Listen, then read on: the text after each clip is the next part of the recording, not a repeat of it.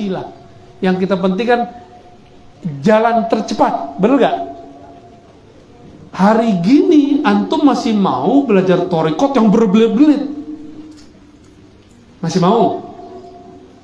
Mau jalan tol atau jalan tolol? Serius loh nih. Ini pertanyaan serius loh ya.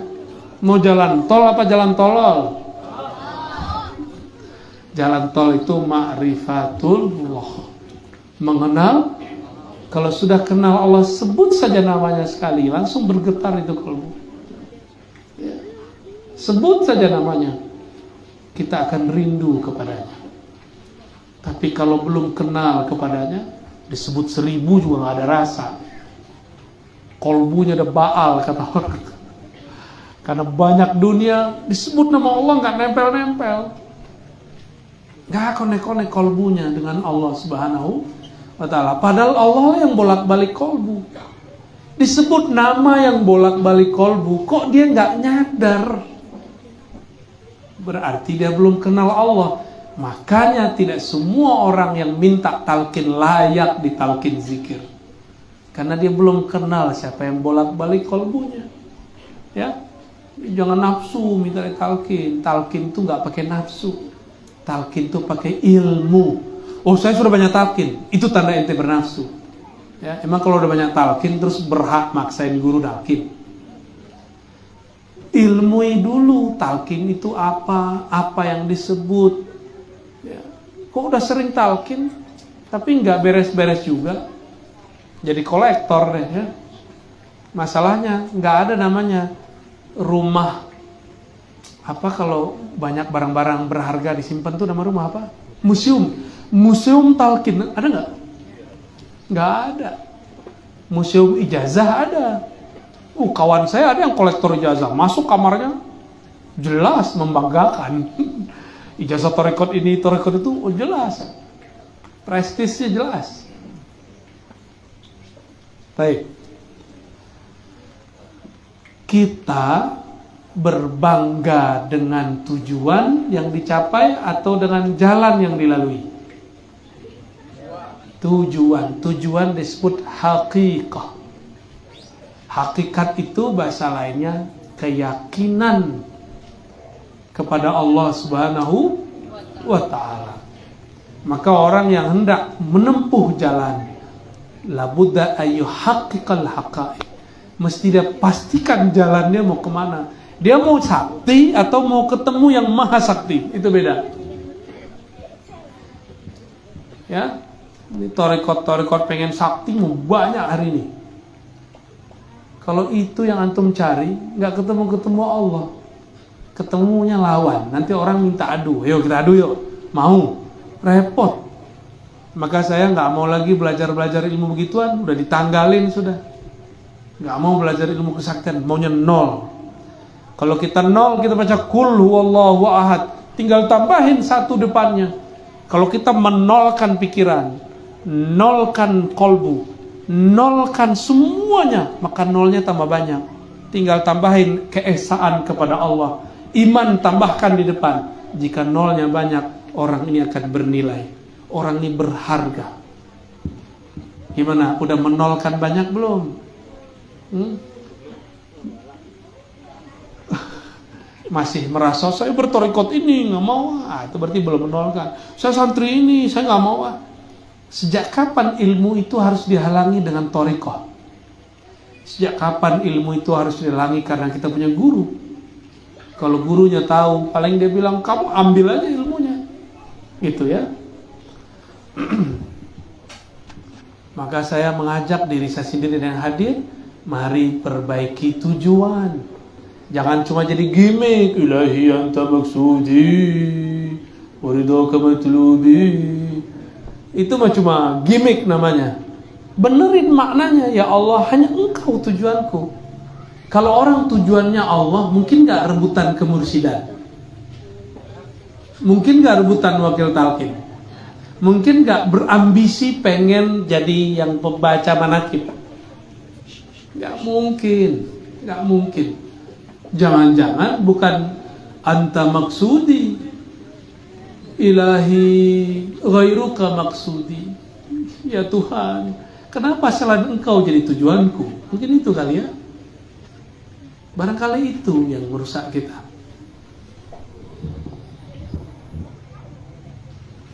Oke, jadi thariqah itu penghubung antara bab al-iman dengan al-ihsan.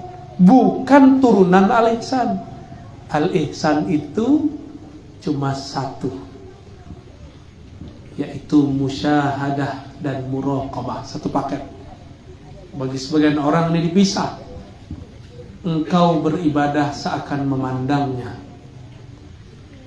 Jika tidak merasakan itu, pastikan bahwa engkau merasa dipandangnya. Gimana mau merasa memandangnya? Kenal aja enggak. Saya mau tanya nih Bapak Ibu, Adinda yang masih kecil, remaja, kawan-kawan ikhwah sekalian, kalau kita lewat jalan di mall atau di pasar atau di kampung, di komplek, kita nggak kenal orangnya, bisa ingat nggak wajahnya? Bisa. Kita nggak kenal, bisa ingat nggak? Kenal itu bisa wajahnya, bisa namanya, bisa ciri-cirinya. Kalau yang lewat misalnya motor, motornya warna ini, berarti udah kenal motornya. Kalau belum kenal apa saja tentangnya, bisa ingat gak? Gak bisa. Maka orang-orang yang tidak pernah mengenal Allah tidak akan bisa memandangnya. Di saat Allah hadir, dia tidak merasakan kehadirannya.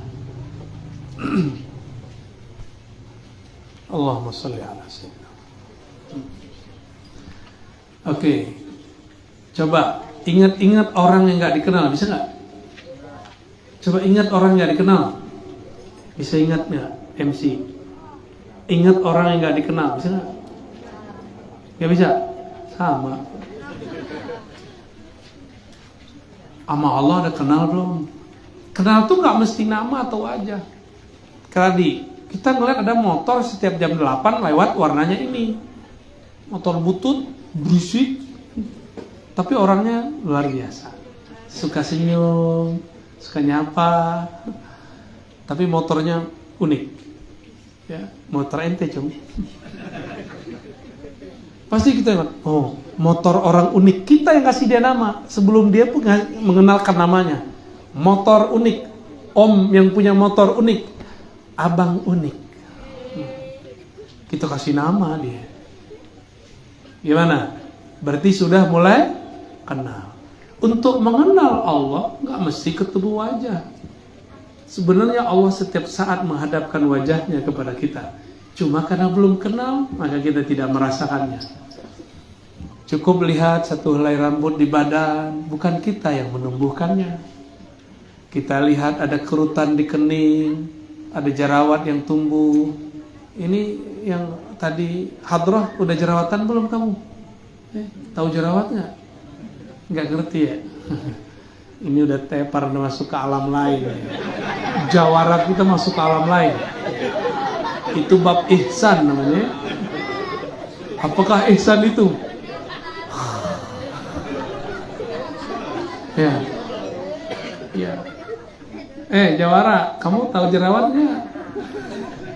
Nggak tahu ya. Kalau kita dulu, kalau kita dulu punya jerawat, kata orang kamu yang lagi jatuh cinta ya. Padahal habis makan kacang 1 botol. Kayaknya biar kita disebut punya banyak pacar, jadi kita banyak-banyak makan kacang. Oke. Supaya kita tersentuh dengan menyebut nama Allah, maka kenali peran Allah setiap saat di tubuh ini. Mulai dari satu helai rambut, dari ujung rambut kepala sampai ujung kaki. Itu bukan saya, kita yang berkuasa. Makanya coba tanya teman-teman yang sudah mulai keriput, itu nggak bisa ditahan ya? Bisa nggak? Saya tuh pengen brewok loh, serius. Kayak yang depan saya ini pengen brewok nih. Tapi nggak bisa. Tapi abang saya ada yang brewok. Om saya ada yang brewok. Kok saya sendiri nggak brewok? Ini aja susah-susah nih manjangin itu ya. Karena dia kalau panjang dikit miring ke kanan gitu. Kalau kurang gitu juga aneh juga kelihatannya. Pengen berok kayak ente tuh atau tapi nggak bisa karena saya tidak berkuasa menumbuhkan rambut. Ente nggak kuasa nemuin rambut, terus bilang, no sini saya obatin sembuh, belagu amat. Yang kesurupan, sini saya usir, belagu amat. Yang ada, ayo sama-sama kita minta kepada Allah, semoga orang ini sembuh, itu baru benar. Ya. Yang paling lucu, ada orang berpakaian ustadz, jualan mantra jalbur rizq. Tahu jalbur rizq? Narik rezeki. Jualan ijazahan pakai mahar. Tapi dilihat-lihat orangnya kismin. Tahu kismin? Loh kalau mantra ini bekerja, harusnya dia kaya duluan toh. Tanda kurang waras yang minta ya. Jadi benerlah kata Nabi, man ata arrafan lan tuqbal salatuhu arba'ina yawman. Siapa yang biasanya Nabi ngomong arba'ina lailan, ini arba'ina yawman. Lan tuqbal, ini kan unik. Siapa yang datangi orang sok pinter, kira bener orang pinter ya. Arrafan, orang pinter, maka tidak diterima sholatnya 40 hari. Kenapa? Enggak waras. Sekarang ada apa namanya? Boneka-boneka apa tuh? Ya, kita belum tahu ini maksud mereka apa. Kalau dia percaya itu punya energi yang setara dengan Tuhan, itu musyrik. Kalau dia cuma bilang ini bisa diisi energi, wah air ini kita bisa isi energi. Bacain Fatihah langsung ada isinya. Nah ini harus ditanya lagi maksud mereka apa. Tapi coba lihat mereka yang percaya ini bisa menarik rezeki ya kan. Padahal dia beli begitu udah ngabisin rezekinya, udah ketarik sama si boneka. Bener juga tuh ya. Jadi si yang jual bisa narik rezeki dari orang. Gantinya pakai apa namanya? Doll ya. Spirit doll. Orang ada spiritual, ini spirit doll. Spirit yang sudah doll. Kasihan. Nabi ngomong apa? Jangankan benda mati begitu, datang ke orang pinter yang sakti, sholat ente nggak diterima 40 hari. Kenapa? Nggak waras ini orang. Bukan berarti nggak wajib sholat ya, wajib sholat. Dan dalam Al-Quran dikatakan wala taqrabus shalah, jangan dekati sholat, sedangkan antum kamu sukara, dalam keadaan mabuk karena tua aja gak terima sholatnya, apalagi mabuk karena syirik. Ini syirik, walaupun syirik tidak membuat orang keluar dari Islam murtad, tapi syiriknya sudah di pinggir agama ya, bentar lagi murtad itu.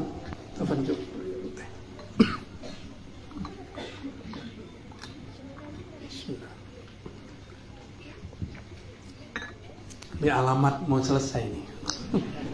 Mulai gatel-gatel deh. Kayaknya ada yang tersungging ya di luar sana ya. Kalau yang ini nggak ada yang bawa spirit, yang ada spiritnya sudah dol semua. Waras gak ngeliat orang begitu? Jadi antum buat jimat sama. Saya nggak mengharamkan jimat loh. Jimat itu ada di hadis Nabi. Ada di bahkan Nabi Sulaiman itu menulis innahu min Sulaiman. Innahu bismillah, itu jimat sebenarnya. Bagian bawah itu jimat. Nih surat Nabi Sulaiman, surat sakti. Jimat itu sederhana. Kalau orang kerja, pejabat ngasih instruksi kepada bawahannya, nih surat sakti, itu jimat.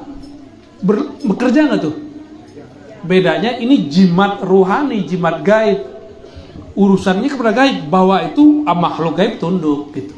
Ada ilmunya, ada mekanismenya. Tapi ini berbahaya. Orang zohir-zohir aja bisa korupsi, apalagi masuk ke alam gaib. Antum dikorupsi nama jin. Kalau yang korupsi di dunia itu kan setan tuh. Setan itu. Karena dia bisa nilep uang. Jadi tuyul aja kalah. Emang hebat ya, di Indonesia nih tuyul kalah.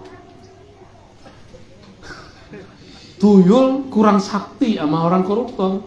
Tuyul dapat duitnya sitik-sitik, dikit-dikit. Kalau koruptor, tuyul semuanya sendikodau.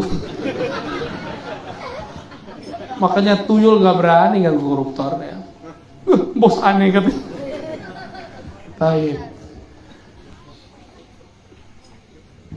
Jadi kita beragama itu yang waras. Islam fisik, iman kolbu. Antara iman kolbu ini butuh torikoh kepada ruh. Ada torikoh yang berhasil, ada yang tidak berhasil. Ada yang sibuk, meninggal gurunya, sibuk masalah pengganti. Padahal gurunya nggak pernah mempermasalahkan itu. Cukup saja amalkan petuah dauh gurunya. Itulah yang harus dia lakukan. Ya.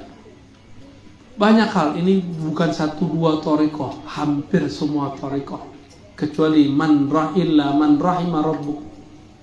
Kecuali yang dirahmati oleh Allah Subhanahu wa ta'ala.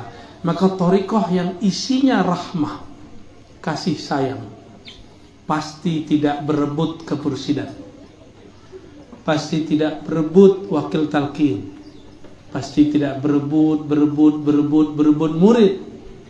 Ya. Kenapa? Karena dia dirahmati oleh Allah Subhanahu wa ta'ala, dan mereka tidak banyak. Jadi tantangan kita nanti bukan hanya torikoh, bukan hanya kelompok ekstrim di luar, tapi juga orang-orang torikoh yang dia berbangga dengan jalan-jalannya, tapi dia tidak kunjung sampai. Wah, ini lebih cepat 5 menit nih, pindah lagi. Wah, ini lebih cepat 3 menit, pindah lagi. Akhirnya muter-muter, disitu tahu-tahu gang buntu. Banyak gang buntu di torikoh. Orang udah mentok, nggak jadi wali. Ya. Udah mentok di situ, udah banyak hari ini. Padahal mau jadi wali sederhana, salamatus sadar. Buang obsesi, buang ambisi. Jadilah makhluk yang kalbunya nol, sehingga ketika Allah yang Maha Ahad, Maha Esa, Maha Satu, jika ia bertajalli, ia hadir rasanya, itu nolnya menjadi energi. Ya, jadi nol itu tidak ada nilainya, tapi dia ada, benar nggak? Nol ada nilainya nggak? Tapi dia ada nggak? Kapan dia bernilai? Jika ada angka di depannya. Ya, baik. Ini bagian akhir. Jadi yang setelah ihsan ini ruh murni. Ya, ruh murni. Ada musyahadah, ada muraqabah. Muraqabah ini antara kolbu dengan ruh. Yang terakhir, Nabi SAW ditanya mengenai apa itu, kapan itu kiamat. Jawaban Nabi apa? SAW, tidaklah yang ditanya mal mas'ul anha bi'a'lama minas sa'i. Tidaklah yang ditanya lebih mengerti daripada yang bertanya. Itu Nabi loh ya. Nabi nggak pernah mengasih angka-angka kiamat. Sekarang ada orang ngasih angka kiamat gak? Angka kiamat loh. Kalau cuma turun keluar Dajjal, Nabi itu masih bisa dimaafkan. Tapi angka kiamat udah ada yang keluar. Berarti dia ngelewatin adab 2 makhluk spesial ini. Sayyidina Nabi SAW, Sayyidina Jibril. Dia sudah melanggar adab kenabian dan adab kejibrilan. Gawat ini. Ya. Maka hati-hati belajar tentang eskatologi akhir zaman, karena banyak orang cocok logi. Kayaknya mereka udah bosan hidup kali ya. Ya. Dan yang menyedihkan lagi, banyak yang latihan, tapi latihan fisik, mempersiapkan akhir zaman. Padahal akhir zaman itu bukan hanya perang fisik, tapi itu sudah masuk perang rohani. Jadi yang dilatih itu seharusnya Islam, iman, ihsannya yang paling banyak dilatih. Bukan hanya Islamnya. Kalau Islam kan sudah berarti kita dari kecil. Nah, empat ini, ikhwah sekalian, empat ini disatukan, itulah inti ajaran agama kita. Kalau empat dari satu itu dibagi seperempat. Al-Islam seperempat pertama melahirkan ilmu fikih. Maka mustahil belajar al-Islam, rukun Islam yang 5 tanpa melalui mazhab fikih. Orang sini punya mazhab kan nih? Mazhab apa? Syafi'i. Beneran? Syafi'i kali. Yang kedua iman. Iman ini ada 2. Iman akliyah itu jadi ilmu kalam, akidah Asy'ariyah Maturidiyah. Ada iman qalbiyah, maka melahirkan thariqah. Dulu saya mengira ini masuk ke cabang ihsan, ternyata tidak. Masuknya ke sini. Masuknya ke cabang al-iman. Di Indonesia ada 40-an lebih cabang dan dipimpin oleh Syekh Al-Habib Lutfi. Ya, semoga beliau dijaga oleh Allah Subhanahu wa taala. Ya, mungkin tidak semua orang juga senang beliau, tapi juga tidak semua orang benci beliau. Ya. Itu Habib beda dengan Habib Rizik. Tapi walaupun berbeda, kita tetap cinta kepada keduanya. Jangan karena mereka berbeda politik lalu kita bisa-bisain, jangan. Tidak ada standar cinta Habib harus sama coblosan, nggak ada. Yang penting di darahnya ada darah Nabi, kita cinta kepada mereka. Ya, antum sepakat nggak sepakat? Saya sepakat. Sepakat nggak? Jadi ini adab kita ya, ke depan akan banyak Habib-Habib beda politik loh. Kita katakan Habibna nahnu nuhibbukum. Kami sangat cinta kepada engkau.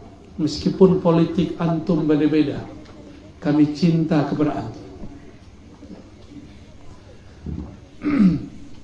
Sayyidina Abu Bakar beda politik nggak dengan Sayyidina Ali?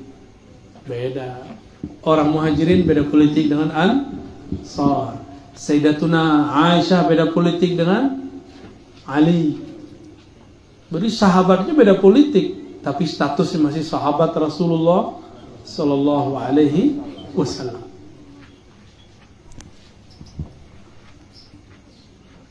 Bab al-ihsan disebut dengan bab hakikat dan ma'rifat.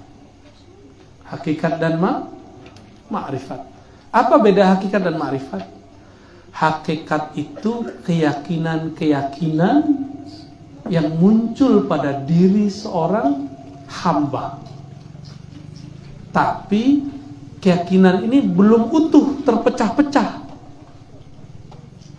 Terpecah-pecah dalam bentuk ungkapan-ungkapan.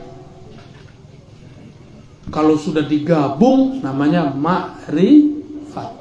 Dan yang mampu menggabungnya cuma baginda Rasulullah SAW. Bukan mursyid, bukan wakil talqin, bukan. Yang sanggup cuma baginda Rasulullah SAW. Atau pewaris mutlaknya yang disebut wali al-ghaus. Di zamannya Syekh Abdul Qadir Jailani, di zamannya Syekh Al-Imam Abdul Hasan Syazili, di zamannya Al-Imam Ibn Arabi, di zamannya Bahauddin Shah Naqsyabandi, di zamannya Sidi Ahmad Tijani, di zamannya Sidi Ahmad Rifai, Ahmad bin Idris Al-Idrisi, Muhammad bin Abdul Karim Saman. Itu di zaman mereka lah yang memimpin, mereka lah yang merawat itu. Tapi di zaman ini Allah masih rahasiakan, ya. Allah rahasiakan bagi orang yang belum mengetahui rahasianya. Allah buka terang benderang kepada siapa yang mengetahui ma'rifat al-Muhammadiyah sallallahu alaihi, maka al-haqaiqnya juga al-haqaiq al-Muhammadiyah. Al-haqaiq al-Muhammadiyah itu ada puncaknya pada satu, yaitu la ilaha illallah. Mahar masuknya ke dalam bab ma'rifat Muhammadur Rasulullah sallallahu alaihi wasallam. Maka setinggi apapun, sebanyak pun zikir la ilaha illallah kita, wajib diademkan, ditawar kembali dengan sholawat. Maka beruntunglah anak-anak kecil ini rajin bersolawat, ya. Kita beruntung komplek kita, gang kita ada orang sholawat di situ. Itu negeri tempat tanah langsung sejuk diberkahi. Tinggal ikhlasnya. Ya, jangan karena mau makan nasi kebuli. Antum sholawat aja sudah qabul indallah. Ya, nggak perlu karena pengen makan kebuli. Saya ini hampir tiap malam makan kebuli sampai enek sama kebuli. Serius, ini udah enek ya. Lihat kebulinya tuh, dia lagi muncul lagi. Akhirnya makan ubi. Lucu gak tuh? Orang nyari, kita makan ubi sama itu tuh daun, kan mirip-mirip kayak yang berjenggot di kandang kan? Ya, emang karakter kita ada mirip dengan mereka ya, suka ngembek. Benerlah kata Allah, ulaika kal an'am. Semoga kita gak termasuk. Amin ya rabbal alamin. Apabila 4 ini sudah diisi, ya, yang terakhir akhir zaman. Akhir zaman ini akan membuat orang mau berjuang, karena ujung akhir zaman adalah minhaj nubuwah, manhaj kenabian. Manhaj kenabian kalau orang sudah sampai di bab ihsan. Kalau belum, baru diwirid, udah belagu mau wiridnya. Ada nih orang cuma dengan zikir 70.000 la ilaha illallah dan merasa dirinya hebat. Ada yang ngeritik dia lah terima. Berani melawan gua nih ahli zikir la ilaha illallah. Itu bukan al-Muhammadi, itu Azazili. Tahu Azazili? Nama kecil dari iblis waktu dia masih berpangkat malaikat. Iblis itu ngomong, saya kan ahli wirid, ahli zikir, menguasai zikir semua makhluk di surga. Ana khairum minhu, saya lebih baik dari dia. Ada terbersit di kalbu seseorang yang disebut mursyid, wakil talqin, ustadz, pesolawat, guru ngaji, orang biasa, maka dia adalah antek-antek Azazil. Wakil talqinnya Azaziliyah. Thariqat baru, tapi sudah lama. Muncul baru sekarang namanya. Aneh ngeluarin namanya. Dan itu bukan mu'tabaroh, nggak ada stempelnya, nggak ada stempel Habib Lutfi di situ. Adanya stempel Habib PA di situ ya. Hadirin ikhwah yang dimuliakan Allah, barangkali itu yang dapat saya sampaikan. Maka di zaman ini yang perlu kita lakukan 2 hal saja. Kuatkan syariat thariqah supaya mendapatkan hakikat, dan ikut serta dalam pergerakan memperjuangkan Al-Imam Al-Mahdi di akhir zaman. Karena ujung akhir zaman di situ. Tapi Al-Mahdi nggak usah dicari-cari. Ya, cukup siapkan 4 ilmu ini, pasti ketemu dia. Insya Allah.